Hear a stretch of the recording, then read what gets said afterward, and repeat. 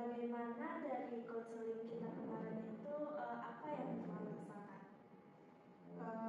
Untuk saat ini yang saya rasakan sudah lumayan bisa terentaskan Bu, tetapi itu Bu belum terentaskan sepenuhnya. Oh, berarti masih ada kegelisahan yang menghampiri diri Fran ya? Iya Bu, masih belum terentaskan dengan baik gitu.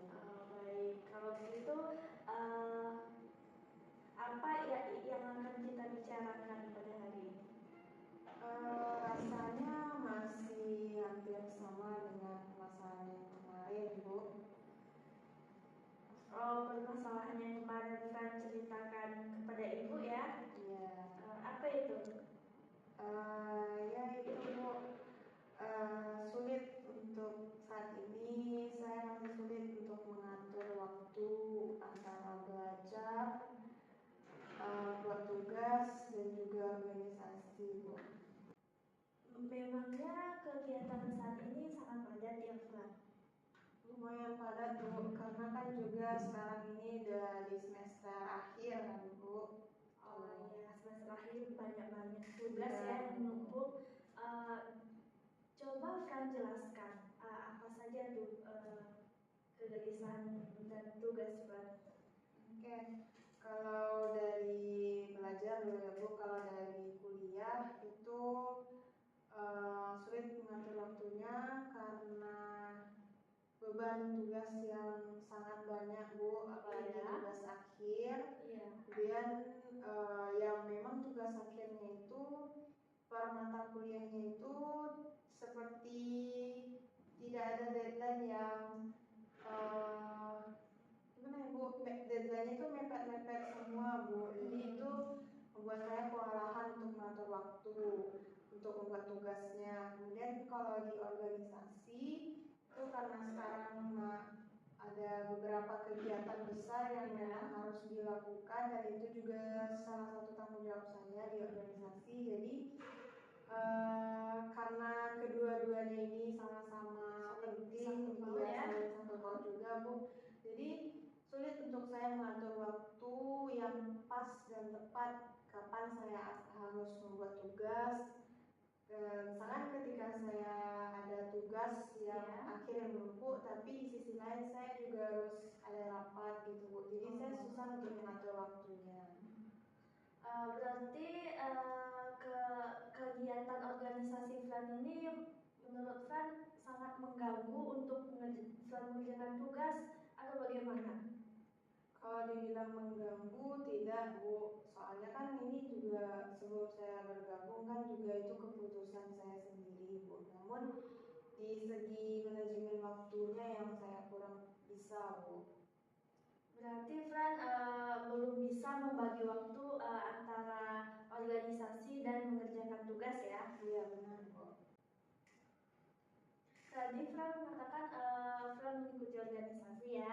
Nah, organisasi ini berapa kali dalam seminggu dilaksanakan? Rapatnya Bu. Iya. Kadang rapatnya nggak menentu Bu, bisa setiap hari sepulang kuliah atau malam juga Bu.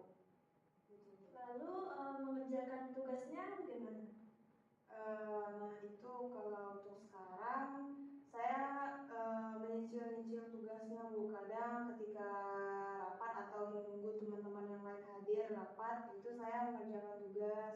Jadi setiap kemana-mana saya selalu membawa tugas yang menumpuk itu Bu, untuk bisa saya cicil satu persatu. Berarti pada saat organisasi itu Fran mencoba untuk mengerjakan tugas juga ya? Iya benar. Dengan hal Fran mengikuti organisasi, apa Fran tidak terganggu mengerjakan tugas di saat organisasi itu? Rasanya cukup terganggu Bu, karena kan fokus saya harus terbagi-bagi, karena juga harus memberikan pendapat ketika diskusi di rapat gitu Bu. Sisi lain saya fokus untuk mengerjakan tugas gitu Bu. Jadi sejauh ini hal apa yang sudah Fran lakukan untuk masalah ini? Yaitu tadi Bu, mengerjakan tugas ketika sedang rapat ataupun ketika sedang mengerjakan tugas ada rapat gitu Bu, baik itu secara langsung maupun melalui Zoom gitu Bu. Saya berusaha untuk menyelesaikan satu persatu, baik itu rapat, organisasi maupun tugas juga Bu. Iya itu Bu, saya kesulitan dalam mengatur waktunya dan juga itu membuat saya kewalahan Bu. Nah, bagus sekali ya Fran, yang Fran bilang tadi. Nah, Fran dari Fran ceritakan tadi, apa dampak dari kewalahan tersebut? Dampaknya saya kadang jenuh gitu Bu, dengan banyaknya, iya Bu, bosan dan juga sakit kepala ya? Iya pusing Bu, terus juga kadang kesal sendiri Bu dengan tugas yang tidak ada habis-habisnya, terus juga rapat yang tidak habis-habisnya. Kadang saya juga berusaha menghilang gitu Bu dari kuliah ataupun dari rapat gitu Bu, sehingga tugas saya menjadi lebih menumpuk lagi Bu, karena memang sulitnya untuk mengatur waktu ini, jadi saya sering jenuh dan juga kesal sendiri Bu. Dampaknya mengurung diri dan juga menjauh dari orang-orang. Ketika orang bertanya, oh, sudah selesai tugasnya, saya cuek-cuek aja gitu Bu. Karena kalau saya jawab saya kesal gitu Bu. Jadi hal tersebut yang membuat Fran stres dalam mengerjakan tugas ya? Bisa dibilang stres juga Bu, tapi lebih fokusnya di sini saya ingin mendapatkan solusi bagaimana cara saya bisa mengatur waktu dengan baik. Ibu akan memberikan skala dari angka 1 sampai 8. Masalah Fran ini yang Fran ceritakan kepada Ibu berada di angka berapa Fran? Berarti angka 10-nya yang paling tinggi ya Bu? Iya, angka 10 paling tinggi, angka 1 yang paling rendah, yang paling sulit. Saya rasa saya saat ini dengan permasalahan saya berada di angka 9 Bu. Oh, 9 ya, cukup tinggi. Iya Bu, tinggi sekali Bu. Kalau semisal diturunkan angkanya menjadi 8 bagaimana? Bisa Bu. Nah, bagaimana cara Fran melakukannya agar angka itu bisa turun menjadi 8? Mungkin saya akan membuat schedule gitu Bu, jadwal. Iya. Kapan waktu yang tepat saya akan membuat tugas dan untuk rapat juga Bu. Ya, berarti Fran akan membuat catatan jadwal, misalnya organisasi jam segini, membuat tugas jam segitu, agar lebih teratur dan agar lebih fleksibel ya, dan Fran tidak akan pusing dengan jadwal-jadwal yang tidak teratur itu ya. Iya. Bagus ya Fran, yang Fran lakukan itu sangat bagus, karena kita akan bisa melakukan hal-hal yang dari apa yang Pak Fran katakan tadi itu sangat bagus ya, karena dengan membuat jadwal dan mencatat apa saja kegiatan kita tidak akan terburu-buru dan tidak akan pusing untuk melaksanakan kegiatan yang mana. Jika keinginan dan keajaiban Fran terkabulkan, apa yang ingin Fran lakukan? Saya ketika ada keajaiban datang pada saya ya Bu. Iya. Saya ingin tugas saya semuanya selesai Bu. Iya. Terus rapat saya di organisasi dan juga kegiatan saya di organisasi juga selesai dengan sukses. Sehingga dan juga saya ingin saya nantinya bisa mengatur waktu dengan baik Bu dalam kehidupan. Bagus. Apa yang Fran lakukan yang bagaimana cara Fran dan apa yang Fran lakukan untuk belajar dengan tenang dan nyaman? Biasanya kalau untuk belajar dengan tenang dan nyaman itu ketika membuat tugas saya harus fokus, Bu. Ini juga tidak ada suara bising di sekitaran saya dan tidak ada yang ingin mengajak saya bicara, sehingga saya memang harus fokus pada apa yang saya kerjakan, Bu. Iya.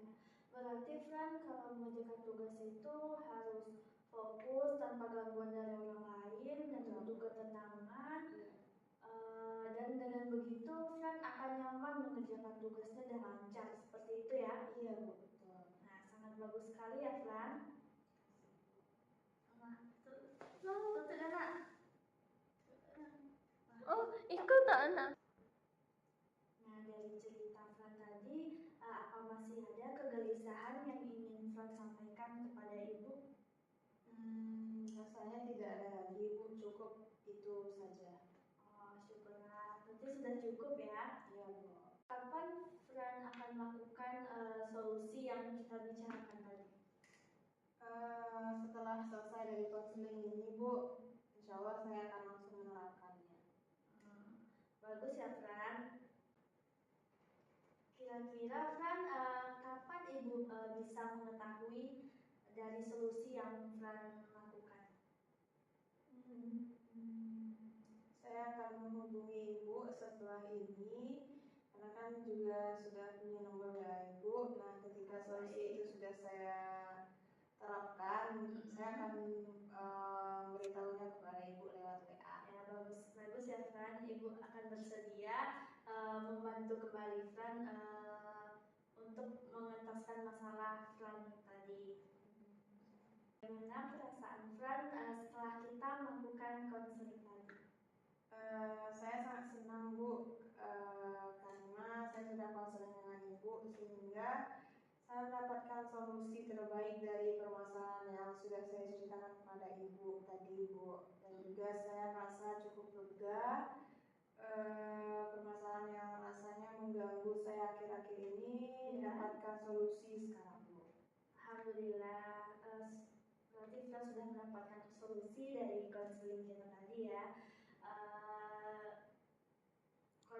Konseling kita berakhir, Fran. Jika Fran ada yang ditanyakan, Fran bisa menghubungi Ibu lewat WA. Ibu bersedia membantu Fran.